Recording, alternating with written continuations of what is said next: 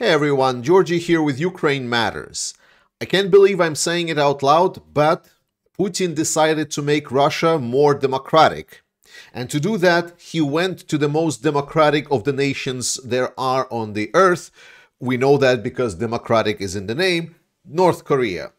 Putin went to meet with Kim Jong-un and discuss the unending partnership that Russia and North Korea will have together.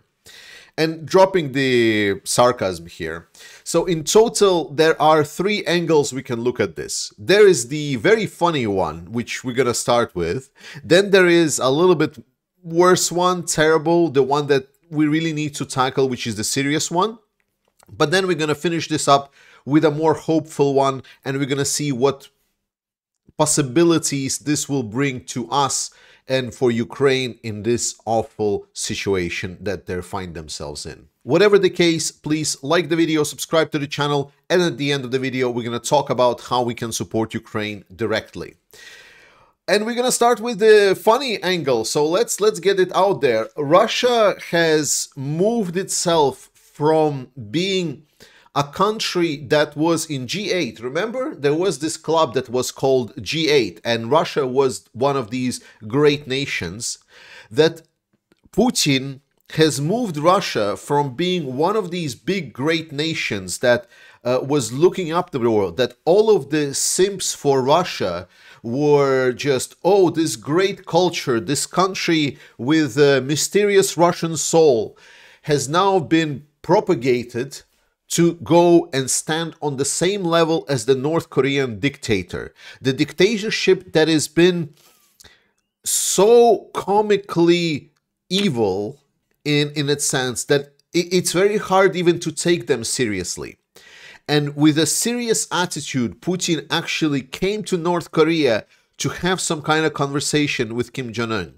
And in some 15 years ago, I still remember it very vividly, when Putin was in this dictator position, you know, those years when he was growing his authoritarian leadership, he was growing his power, his might, he was making this switcheroo with Dmitry Medvedev, who is now a big alcoholic and a nonsense spreader on shitter. Putin was this man who owned the world, you know, the Times magazine, who is Mr. Putin, big man. And now what's actually happening right now is alignment with Russia and what it is internally to what it is externally. If you know anything about Russia, then Russia outside of Moscow and St. Petersburg was always terrible. It was absolute garbage. This has been a story of what having a dictator actually means.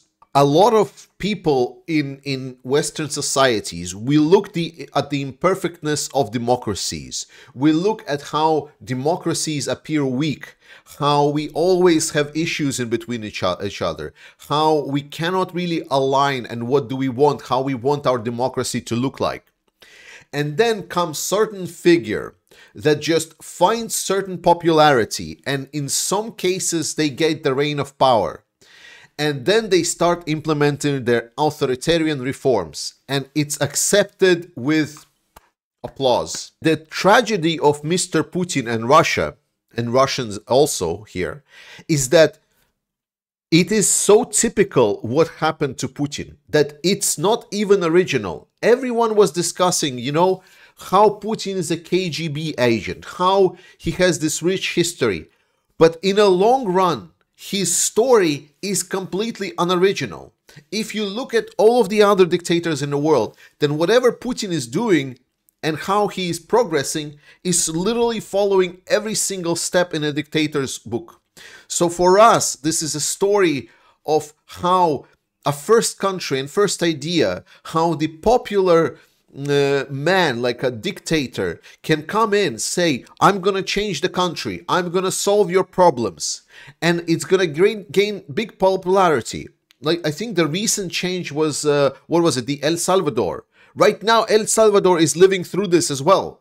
Exactly right now, to the moment of like, yes, dictator came, such a good man, solved all of our problems, it's the best. And then slowly dictatorship turns from this glorious moment of countering problems to becoming a problem itself. It becomes stale. It becomes unwilling to change. There is not going to be a social mobility for any other people. The loyalty begins dominating over competence. And as the system gets dumped down and dumped down and dumped down, and the whole apparatus becomes stale, then everything turns into a joke, putting it in the same line with the worst regimes in the world. And anyone that approaches you and stands and tries to explain to you how Russia is a great nation, how that great nation is about to change the fate of the world, you can just laugh, spit in their face, and remind them that Putin, like a good little bitch, came to the most hilarious fucking fat man on the planet.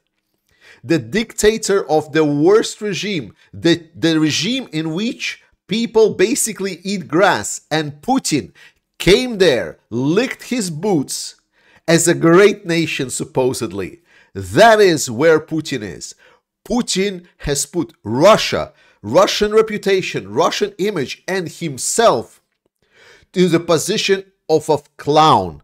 He is a joke. He needs to be laughed at. And anyone that even tries to start saying that Russia is some kind of great, just laugh. But in reality, there are certain serious threats that we must be aware of, that this partnership that Russia entered with North Korea brings to the table. Most notably, Russia has been struggling for, obviously, manpower, but more importantly, they were struggling for a production power.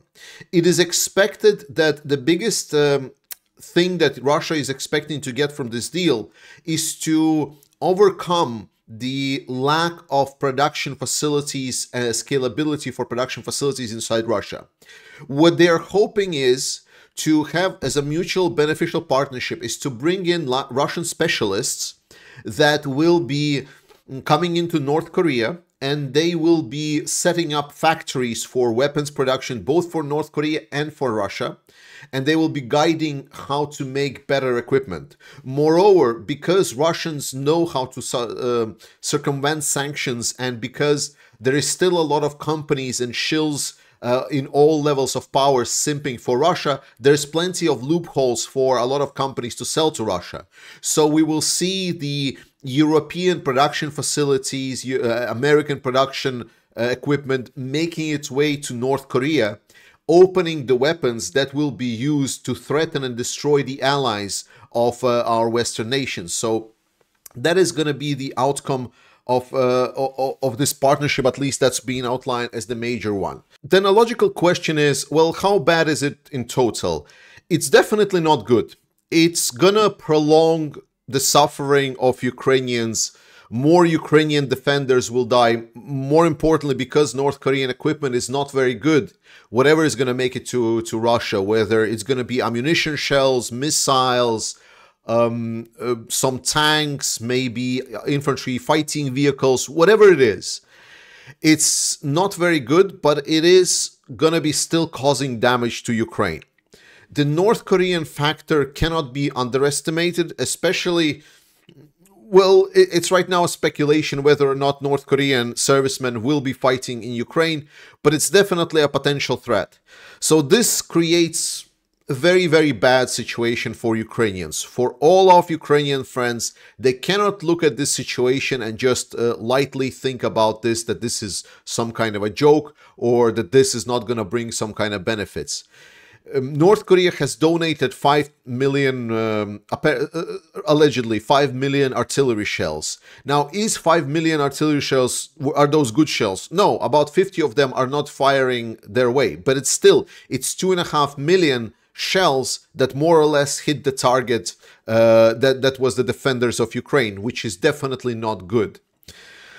We cannot underestimate the ability of the dictatorship regime to flow in the resources. So when dictators state that they want to build some kind of production, it's definitely going to be a threat. And more importantly, here, the threat is not only for Ukraine, because these factories and these technologies that were completely non-accessible to North Korea, aviation, space exploration, and so on, something that was very, very hard for them, even the missile technologies, it's now going to start getting development and development fast. So it's a threat to all the civilized world. And here we go into the actual hopeful segments. So the first hopeful segment is that despite the North Korean production, despite the potential for the Russian growth of equipment acquisitions from North Korea and production of new equipment, we need to understand one very important thing.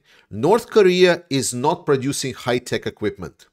North Korea is producing shit. Now, a lot of that shit, unfortunately, in our current situation can be very useful, like something like artillery shells, or even worse, drone technology. Like imagine a big factory of North Koreans that are just producing drones. The good news is that all of that will be very simplistic. North Korea, not really known to be a high-tech powerhouse.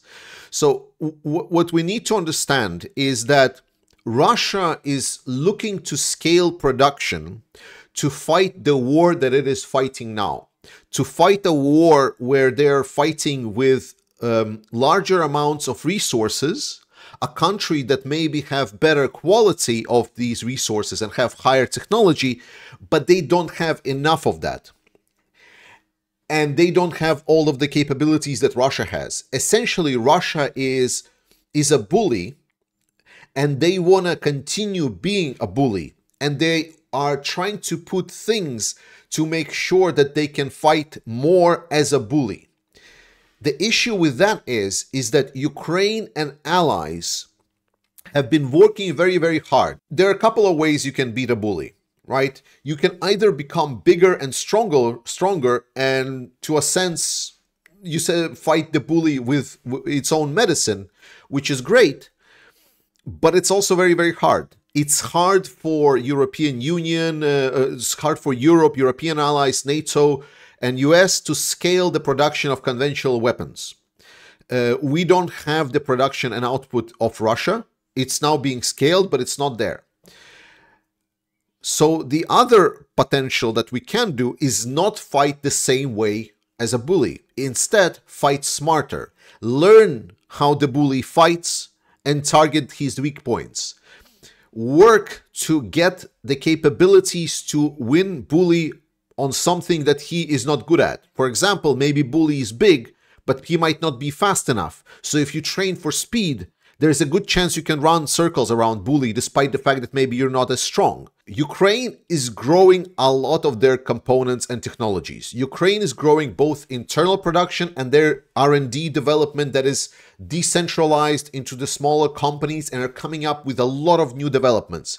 Russia seemingly is always a couple of steps behind. And whenever they try to adapt certain technologies, they have troubles that these technologies becomes scaled, large enough and predictable that Ukrainians can target the specific weakness and actually overcome it. More importantly, as Ukraine gets new and new capabilities, such as aviation, they're going to start opening additional new possibilities how they can fight Russia asymmetrically. So the goal of the game and how Ukraine can fight this war and actually win it easily, well, I shouldn't be saying easily, nothing is easy in a war, but you get my point, like in general, is to fight with asymmetry, like to fight the Russians not the way that Russians are fighting. Use drones, use technologies, get aviation. Russia doesn't produce a lot of aviation. It doesn't matter how many factories you build in North Korea, they're not very good at producing aviation and aircraft. This is something that can be targeted. Russian economy, that's something that can be targeted. So there is a big chance for Ukraine to fight asymmetrically, and while Russia can be a big bully, there are ways to chip away from that bully that even if whatever they grow with their artillery warfare, whatever they grow, if they have no aviation, if their aviation cannot participate in the battlefield, if Ukrainian drones can start isolating Russian units, if Ukrainian technology is going to get so advanced that their communications become so much faster that they become super efficient in the troop deployment, then there is not going to be a symmetrical warfare on the battlefield. And with classical, the way that Russia is preparing for this war and what they can achieve with scaling production with North Korea, it is not the next generation warfare that Ukraine is growing muscles for.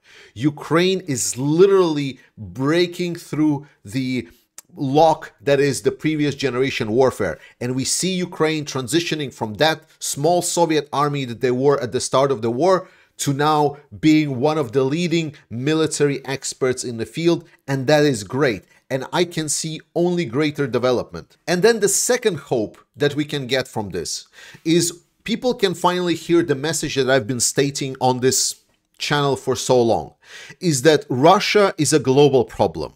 Russia is not challenging Ukraine for territory. That's why this whole narrative is so shit.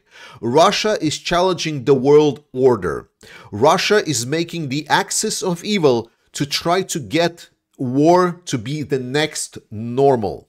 They want to bring war. They want to bring dictatorship to democracies. They want to destabilize everyone.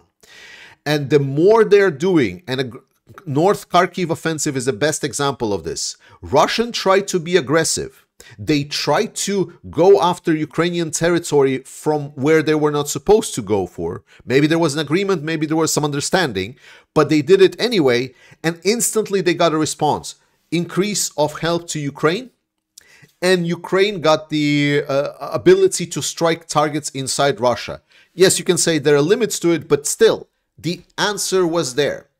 And I believe the same kind of response might come from this partnership. The more Russia tries to destabilize us in a Western world, the more awakening we're going to experience, hopefully. The more we can come to understanding that Russia is an existential threat, not to Ukraine, but to us and our democracies. Not just me, not just this channel, not just you as supporters of Ukraine, but some other regular Joes. And we can finally get the support for Ukraine to be at a level that it's supposed to be, because so far it's been critically insufficient. And it saddens me. Vlad Vexler recently did a poll, and it was like how insufficient basically the support for Ukraine is from the Western world. And a lot of people didn't say that it was critically insufficient. That underscores for me that people still don't understand just how little we are dedicating for Ukraine to win. We are barely squeezing whatever we have. We are not in a state of war. We are not fighting for existence. We are not even experiencing that there is some kind of war ongoing at all. Our prices have risen a little bit, yes. We have journalists that are always asking questions about how tired they are because, I don't know, something. But we are not experiencing what Ukraine is experiencing, not even close. My assumption is that Zelensky needs to jump on his train, get to a plane that will take him to South Korea, and have very serious talk with South Koreans.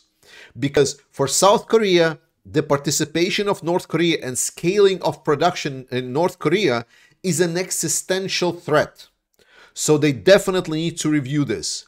And for us in the West, we need to look at this and we need to understand that what Russia is doing, they are not looking for a way out. They are not looking to find some kind of peace solution where they were going to get a couple of territories of Ukraine.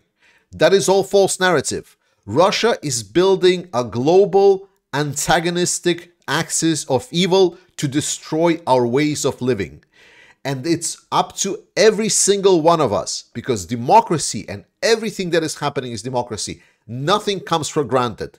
Everything your ancestors fought for is now being tested. So the question is, will you allow it to fall or will you actually resist? And my answer and this community's answer is very, very clear. Resist we must. And to do that, we need to support the Ukrainian armed forces. Now, I do a lot of these fundraisers and the money goes directly to the Ukrainian armed forces. Here we are working with the Ukrainian Women Veteran Foundation, where they are directly gathering the funds necessary to buy an armored medical evacuation truck to treat the wounded soldiers, so hopefully they can come back and fight stronger and survive more and defend the country. To do that, you need to go on the page that I've linked in my first comment and in description of the video, select the amount that you want to contribute, click next, click debit card, input your first name, last name, and your email, click next. It's going to ask for your card numbers. Now, this doesn't work, unfortunately, but they were able to link it with PayPal. So please select the PayPal button, which is located right to the right here.